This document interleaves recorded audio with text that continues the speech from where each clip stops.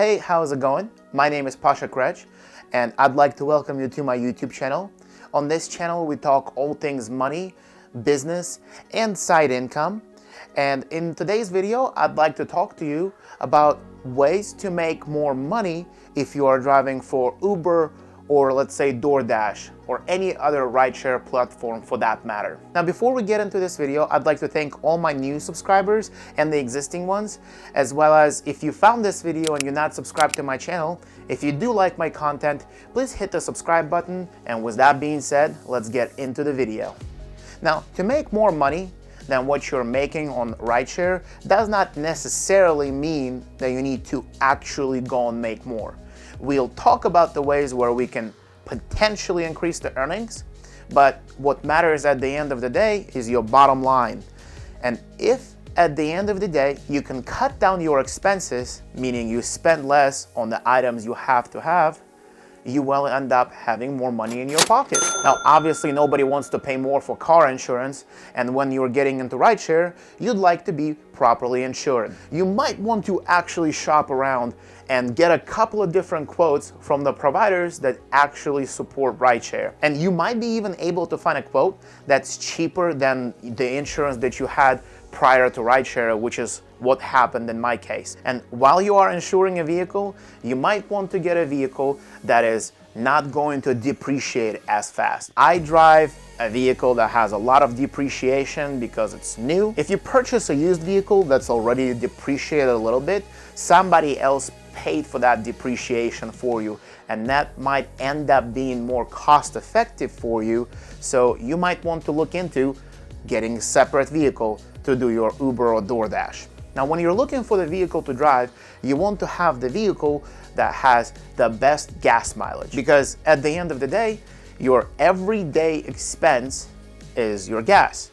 And when you're spending less money on gas on a daily basis, be that $1 or $2, it adds up, and that's how you end up making more money, by just spending a little bit less. Another way to save money on gasoline is to get a credit card that is going to save you money on gas, meaning it's giving you cash back for your spend on gasoline. Now, you might want to research this for yourself and see which ones work best for you, but I personally have a card that gives me 4% cash back annually on gasoline. And while we're on the topic of every single expense that you have, you want to keep track of your miles. No matter how meticulous you are with tracking all your actual expenses, your miles might actually end up being a better tax write-off at the end of the year. So you want to keep a good record of that. And if you want to find out how to do that, I actually made a video on the ways that I track my own miles and the ways that I have tried but deemed to be not suited for myself. I'll put this video right here, and if you'd like to know, come and check out that video. Now, a way to potentially increase your earnings is to try different areas around you at different times of the days. You want to do that to see that maybe in this zone, it will end up being profitable, let's say 11 to 2 p.m., Monday through Wednesday, but then all of a sudden, it doesn't make you the same amount of money that it used to, and now you're making bad money. Protect yourself from that. Go to different areas and find out exactly what works and what doesn't. That would give you a wider area. You might even find a better place in general to deliver for the rest of the career on Uber Eats.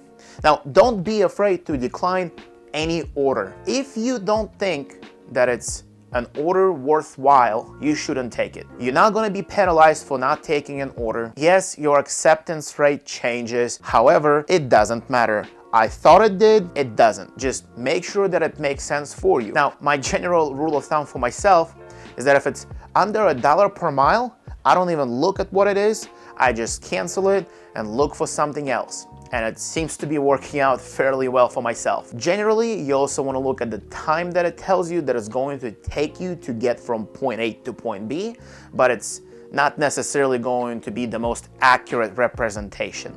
And I try to shoot for taking orders only $1.50 per mile or above, but that doesn't work out all the time. Now you need to keep in mind that this side hustle, you're still dealing with people. You're talking to people, you're interacting with customers, you're interacting with restaurants, and you want to be presentable and you want to be nice.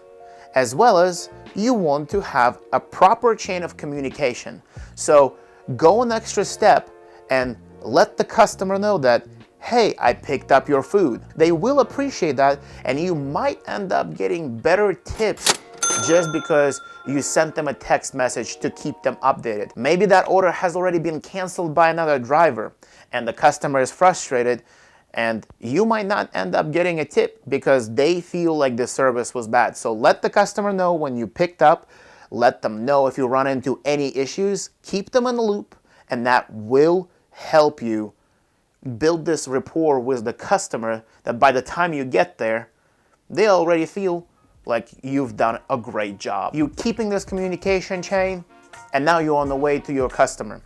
Before you actually start traveling, look over the instructions that they have for you. They might have some potential things that could save you time, and save time equals more earning opportunities, meaning you can make more money because you're not looking for that apartment or having to stop everything that you're doing because you can't find the place, and all along the instructions were in the app letting you know exactly what you gotta do. Make sure that you understand exactly where you're going. Maybe even look kind of briefly on the map. If, let's say, your map disconnects or your internet drops, you know exactly where you're going. And when you deliver the food, make sure to ring the bell if they have one and knock on the door unless specified otherwise in the instructions. And since you already read the instructions, you know if you should or should not ring or knock.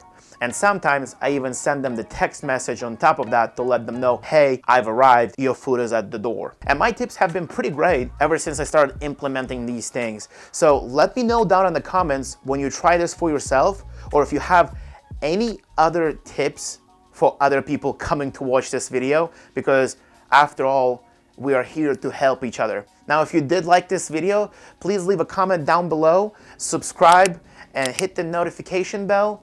And with that being said, I hope to see you soon on my next video.